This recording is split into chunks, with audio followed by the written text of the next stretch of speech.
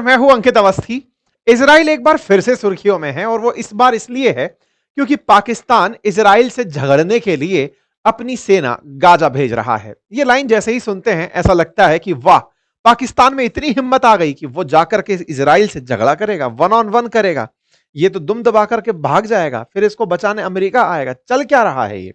इस पूरी कहानी को आज के सेशन में डिस्कस करेंगे क्योंकि इजराइल पूरी दुनिया का ध्यान लंबे समय से अपनी ओर आकर्षित किया हुआ है, क्योंकि इन दोनों ने मिलकर के, मतलब बड़े मियां छोटे मियां होकर के, एक साथ पूरे मिडिल ईस्ट को बेवकूफ बनाए चल रहे हैं। इन्होंने इनके कहने पर एक प्लान बनाया कि चलो 20 सूत्रीय प्रोग्राम दो इन लोगों को, ताकि गाजा के ऊपर ट्रंप इनडायरेक्टली शासन करें और दुनिया को यह विश्वास दो कि दुनिया वालों, तुम्हारी निगरानी में सब होता रहेगा, लेकिन पूरा गाजा खाली ये कराएंगे, राज ये करेंगे, मिडिल ईस्ट को केवल तालियां बजानी होंगी। हालांकि मिडिल ईस्ट के जितने भी देश हैं वो डायरेक्टली इनडायरेक्टली अमेरिका पर अब इतने निर्भर हो चुके हैं कि वो इजराइल को अंदर ही अंदर हर तरह से स्वीकार करते हैं। लेकिन मिडिल ईस्ट में ना पड़ने वाला एक देश जो कि पाकिस्तान है, वो इस समय अपने आप को बड़ा ही खूब तरीके से अमेरिका का प्रेमी जता रहा है। मैं ऐसा क्यों कह रहा हूं? हाल ही में जब इजराइल और ईरान के बीच में झगड़ा हुआ, तब ये भाई साहब निकल कर आए और ईरान वालों से कहा हम तुम्हारे साथ हैं भैया, तुम संघर्ष करो। इसी बीच में सऊदी अरब बीच में बाहर आता है जब कतर के ऊपर इजराइल वाले गोला दागते हैं, क्योंकि इजराइल इन सबको कंट्रोल करने के लिए अमेरिका का बिठाया हुआ देश है, यूं समझिए अब आप। तो इजराइल ने जब कतर के ऊपर गोले फेंके तो इधर की तरफ से सऊदी अरेबिया को लगा कि यार, जब कतर, जहां से सेंटकॉम ऑपरेट होता है, अमेरिका का सेंट्रल कमांड बैठता है, वहां पर भी अगर इजराइल वाले गोले दाग दे रहे हैं तो सुरक्षित कोई नहीं है। तो सऊदी वाले गए पाकिस्तानियों के पास कि तुम यार इतनी हमसे भीख लेकर जाते हो, सुरक्षा में कुछ तो कहो। बोले सर चलो हम आपके साथ एक एग्रीमेंट कर लेते हैं, कल को आपको कोई संघर्ष की स्थिति पैदा होगी, आप हमारे साथ रहना और हम आपके साथ रहेंगे। हालांकि ये एग्रीमेंट टूटते हुए आपने और हमने देख लिया, जब पाकिस्तानियों को अफगानियों ने कूटा तो ये बेचारे शांति की अपील करते हुए दिखाई दिए। लेकिन फिर भी पाकिस्तान दो दुश्मन देशों के भी एक साथ काम आने वाला देश बन गया। अचानक इस मुस्लिम वर्ल्ड के अंदर ऐसा देश बनकर आया जिसको अपने आप एहसास हुआ कि मेरा न्यूक्लियर वेपन अब मांगने के अंदर भी काम आ सकता है, लोग उसकी इस वजह से रेस्पेक्ट भी दे सकते हैं। खैर, फिलहाल के लिए चर्चा यह है कि इन सबको देख करके अब पाकिस्तान के अंदर एक कॉन्फिडेंस आया है कि साहब ये तो सब कहीं ना कहीं कॉम्प्रोमाइज कर गए, क्योंकि न्यूक्लियर बॉम्ब मेरे ही पास है, इनमें से किसी के पास नहीं है। ऐसे में अगर मैं अपना न्यूक्लियर बॉम्ब ले जाकर इजराइल के सामने खड़ा हो जाऊं तो मेरी बड़ी वाहवाही होगी। बाय द वे, आपको याद होगा कि जब 20 सूत्रीय मांग को लेकर के मिस्र के शर्म अल शेख के अंदर ट्रंप ने दुनिया भर के नेताओं को बुलाकर गाजा और इजराइल के बीच में शांति कराने की बात की थी और कहा था कि इजरायली फोर्सेस वहां से पीछे हटेंगी, तब भी पाकिस्तान अपने आप को यह समझकर खुश था कि ट्रंप हमें बहुत अप्रिशिएट करते हैं। पाकिस्तान को अपनी सेना पर इतना फक्र था कि सऊदी ने हम पर विश्वास जताया है। पाकिस्तान अपनी सेना से इसलिए खुश था कि अमेरिका आसिम मुनीर को अप्रिशिएट कर रहा है। इन तमाम चीजों से पाकिस्तानियों में एक हिम्मत आई और इसी कारण एक सुर्खी बन गई। सुर्खी ये कि international force to stabilize Gaza could include troop from Pakistan. अब ये जो खबर है, बस आज इसी खबर के चलते सारी की सारी कहानी रची गई है। ये Israel, the times of Israel नामक अखबार है, इसने खबर लिखी है कि गाजा के अंदर जो फोर्सेस आने वाली हैं, इंटरनेशनल फोर्सेस, उसमें पाकिस्तान शामिल हो सकता है। अब आपके दिमाग में आएगा ये इंटरनेशनल स्टेबलाइजेशन फोर्स का क्या कंसेप्ट है, आइए इसके बारे में भी बताते हैं। चर्चा यह है कि इंटरनेशनल फोर्स जो गाजा के अंदर आ रही हैं उसमें पाकिस्तानी सेना हो सकती है। तो क्या आपको लगता है कि इजराइल पाकिस्तान को गाजा में आने देगा? क्या इजराइल पाकिस्तानियों को गाजा में रह करके इजराइल के खिलाफ लड़ने के लिए लॉन्च पैड देगा? इन सारी बातों का आज के सेशन में विश्लेषण होगा। आप सब अच्छे से जानते हैं कि जब हमास ने इजराइल पर हमला किया, लोगों को बंधक बनाया, उसके बदले में इजराइल ने गाजा को बहुत नुकसान पहुंचाया। उस गाजा को बचाने के लिए मुस्लिम वर्ल्ड के सारे देश ट्रंप के सामने प्रेजेंट हुए और ट्रंप ने इजिप्ट में जाकर इनके बीच में एक पीस एग्रीमेंट करा दिया, यह कहते हुए कि मेरी 20 सूत्री मांगे हैं, इनको मान लो, इजराइल गाजा से पीछे हट जाएगा। गाजा से हटने के नाम पर इजराइल ने एक येलो लाइन खींच दी कि मैं यहां तक पीछे हटूंगा, इसके बदले में इन्हें हमारे बंधक छोड़ने होंगे।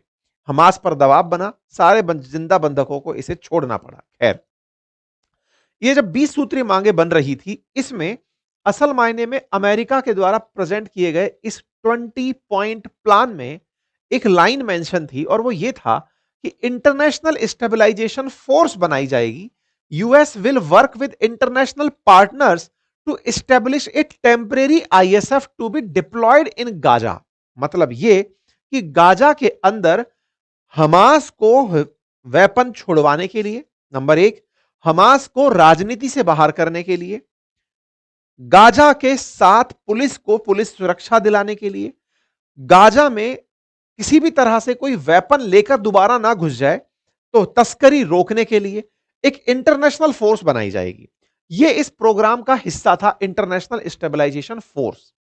अर्थात आज हमास के पास, जब आप जानते हैं कि समुद्री रूप से पूरी तरह से इजराइल पानी रोककर बैठा हुआ है, बॉर्डर्स पर इजिप्ट की साइड हो या जॉर्डन की साइड हो, सब तरफ से इन्होंने रास्ते बंद कर रखे हैं, फिर भी हमास के पास इतने वेपन कहां से आ जाते हैं?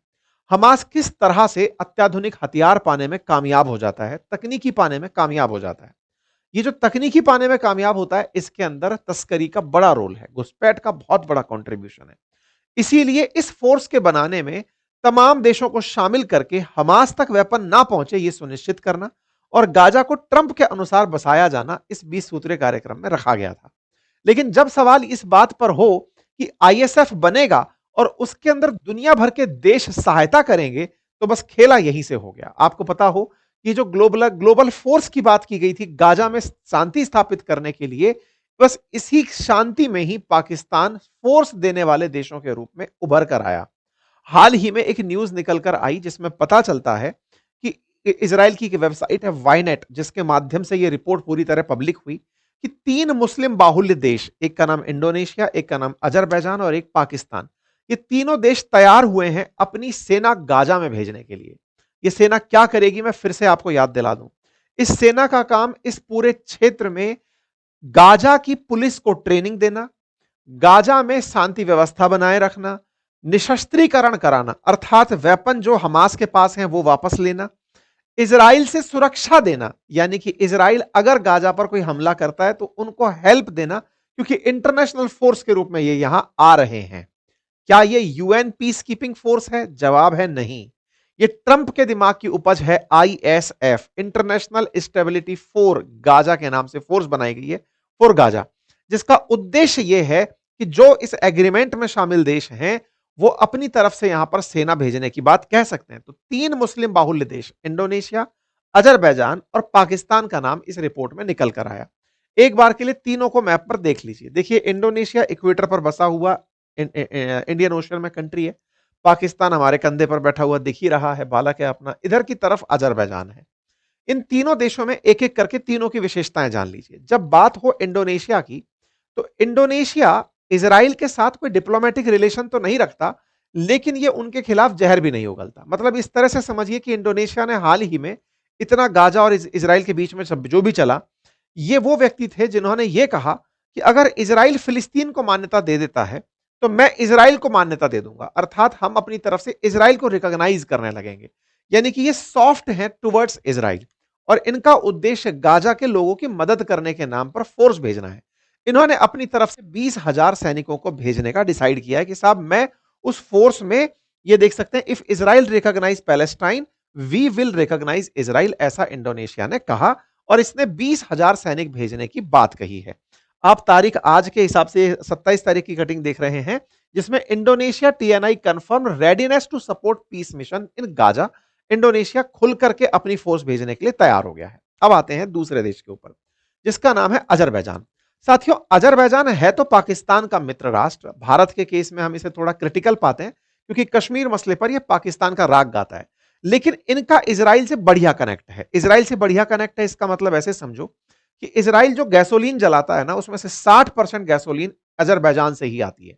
इजराइल और अजरबैजान के बीच में बढ़िया डिप्लोमेटिक रिलेशंस हैं, एम्बेसीज काम करती हैं। अजरबैजान इकलौता ऐसा मुस्लिम बाहुल्य देश था इस गाजा और इजराइल के कॉन्फ्लिक्ट में जो कि इजराइल के खिलाफ एक दिन भी नहीं हुआ, क्योंकि इसका व्यापार इजराइल से बढ़िया चलता है। एक तरह से यह समझिए कि अजरबैजान का इजराइल से रिलेशन बहुत अच्छा है क्योंकि उसके व्यापार बहुत अच्छे हैं और अपने व्यापार को बचाने के लिए ये तमाम प्रेशर के बावजूद इजराइल के खिलाफ कभी बयान नहीं दिया।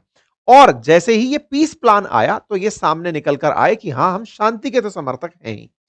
इसी वजह से अजरबैजान भी तैयार हुआ कि हम इजराइल के अपने हैं, इंडोनेशिया भी थोड़ा सॉफ्ट कॉर्नर लेकर चल रहा है, तो हम अपनी फोर्स भेजने के लिए तैयार हैं।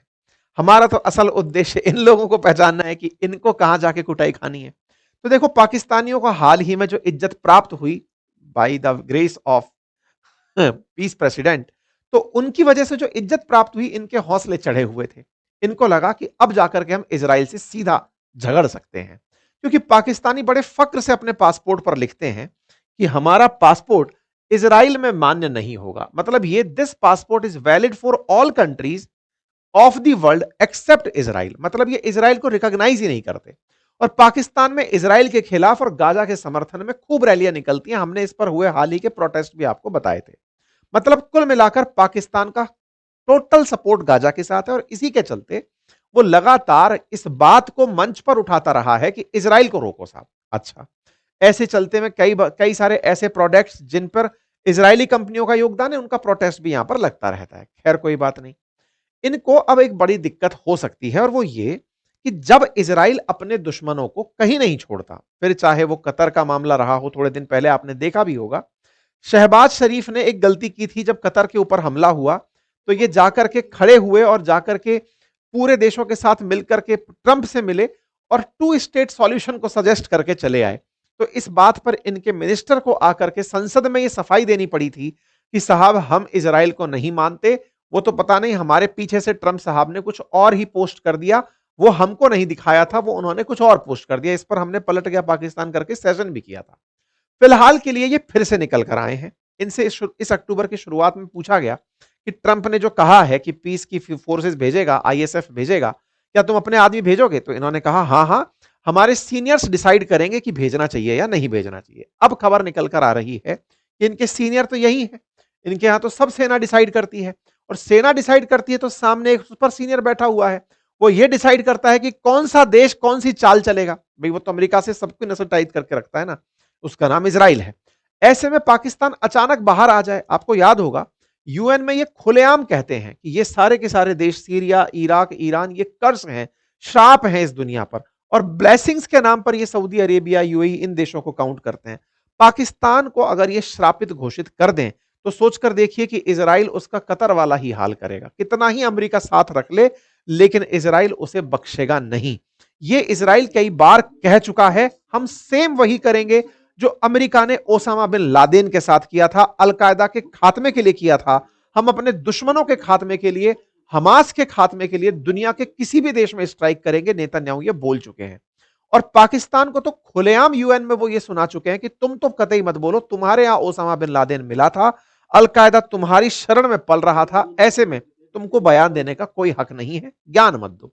कतर को तो ट्रंप मना ले गए, लेकिन पाकिस्तान को कौन मनाएगा, या फिर पाकिस्तान के हालात को कैसे कोई समझाएगा? यह अपने आप में एक बड़ा विचित्र सवाल होगा। इस बात को इससे समझिए, हाल ही में इजराइल का पड़ोसी देश है जॉर्डन, उसके राष्ट्रपति ने, या कहिए कि वहां के जो राष्ट्राध्यक्ष हैं, उन्होंने, किंग है वो असल में, उन्होंने बीबीसी को एक इंटरव्यू दिया है आज से 2 दिन पहले, असल में 1 दिन पहले ही दिया है। उस इंटरव्यू में इन्होंने कहा कि दुनिया का कोई भी देश शायद गाजा में अपनी सेना ना भेजे। बोले, ऐसा क्यों कह रहे हो? आप तो पीस कराने वाले देशों में थे, आईएसएफ में आप सेना क्यों नहीं भेजेंगे? बोले, साहब, अगर वहां फोर्स जाती है तो वो वहां जाके करेगी क्या? वो करेगी वहां की जो लोकल फोर्स है उसको ट्रेनिंग देगी। अगर उनकी ट्रेनिंग में इजराइल से उनकी सुरक्षा भी शामिल हो गई, तो हम इजराइल के खिलाफ उनको तैयार करेंगे, और इजराइल के खिलाफ तैयार होते ही तो हम दुश्मनी इजराइल से क्यों खामखा मोल लेंगे? इजराइल फिर हमें, और ये इंटरव्यू बहुत वायरल हो रहा है किंग ऑफ जॉर्डन का। इन्होंने कहा, देखो, हम इजराइल के पड़ोसी हैं, हम अपनी फोर्सेस नहीं भेजेंगे, चाहे शांति ही क्यों ना आती हो, उस फोर्स से हम नहीं भेजेंगे, क्योंकि इन्हें स्पष्ट पता है कि वो इजराइल से दुश्मनी लेने जैसा होगा। इन्होंने पब्लिकली दुनिया के सामने ये बात अपनी तरफ से रखते हुए कहा कि भाई, मैं इस बात को लेकर के बहुत ही ज्यादा अनसर्टेन हूं कि कोई भी देश अपनी फोर्सेस यहां भेजेगा, जबकि ये किंग खुद सेना के साथ में युद्ध अभ्यास करते हैं। इन्होंने अपने आप को इसलिए किनारे कर लिया कि वहां जाने का मतलब है इजराइल से पंगा मोल लेना। अब आप पूछेंगे, क्या वाकई में इतनी हिम्मत है इनके अंदर कि ये वहां पर फोर्सेस भेज पाएंगे? तो देखो, मैं आपको बता दूं, पाकिस्तान जो भी सोच ले, लेकिन जैसा मैंने आपसे कहा कि मिडिल ईस्ट में होता वही है जो इजराइल चाहता है और नेतन्याहू चाहते हैं, तो इसका यह बयान जरूर सुन लेना चाहिए। नेतन्याहू ने 1 दिन पहले ही, या आज ही, ये कहा है कि इजराइल डिसाइड करेगा कि गाजा में फोर्स कौन से देश की आएगी। ये जब इतने सारे बयान आने लगे कि इंडोनेशिया कह रहा है हम भेज देंगे, अजरबैजान कह रहा है हम भेज देंगे, या फिर पाकिस्तान कह रहा है हम भेज देंगे, बोले तुम नहीं भेजोगे, एग्रीमेंट करवाने वाले हम थे, हमने अपने आदमियों को निकलवाने के लिए ट्रंप को इन्वॉल्व किया था। अब इस देश के इस गाजा के अंदर कौन से देश की फोर्सेस आएगी ये हम डिसाइड करेंगे। नेतन्याहू ने पब्लिक कर दिया है। Israeli prime minister Benjamin Netanyahu से Israel will have veto power over which countries can join a plan international security force in Gaza. इसका मतलब पाकिस्तानियों का जो सपना 2 दिन से चल रहा था कि अब तो गाजा में जाएंगे और वहां जाकर इजराइल के खिलाफ खड़े हो जाएंगे और अपनी न्यूक्लियर वेपन ताकत दिखाएंगे, उनको संदेश आ चुका है कि सुनो, तुम डिसाइड नहीं करोगे, डिसाइड हम ही करेंगे। देखो मैं तो बहुत पहले से कह रहा हूं, मिडिल ईस्ट के अंदर ये सोच सारा खेल हुआ है, ये केवल और केवल दुनिया को बरगलाने के लिए था। अल्टीमेटली ये पूरी तरह से गाजा को कंट्रोल करेंगे, वेस्ट बैंक को कंट्रोल करेंगे, और अमेरिका इनके साथ ही है, वो केवल दिखावा कर रहा है। फिलहाल के लिए यही है ऑब्जर्वेशन। बाकी आप लोग इस विषय पर क्या सोचते हैं, अपनी राय जरूर बताइए, क्योंकि इजराइल अभी भी येलो लाइन के पीछे खड़ा हुआ है पूरी तरह से। क्यों खड़ा हुआ है? क्योंकि हमास ने अपनी तरफ से वेपन गिराने से इनकार कर दिया है। 20 मांगों में से जो अमेरिका ने रखी थी, उनमें से एक था कि हमास अपने वेपन हटा देगा। इन्होंने साफ मना कर दिया, सब हम हथियार नहीं छोड़ेंगे। तो ट्रंप के लिए वो एज इट इज शर्त तोड़ने जैसा है। 20 जिंदाओं को वापस लाया जा चुका है, आधे मृतक भी वापस आ चुके हैं, तो बंधक लगभग इजराइल के पास वापस आ चुके हैं। यहां से आगे अब क्लीन स्वीप का ऑर्डर ये दे सकते हैं। मुझे ऐसा लगता है कि आने वाले समय में ये कुछ और क्रिटिकल स्थितियों तक चीजें बढ़ सकती हैं। लेकिन आप क्या सोचते हैं? आप अपनी राय जरूर कमेंट बॉक्स में बताइएगा। फिलहाल के लिए इतना ही, धन्यवाद।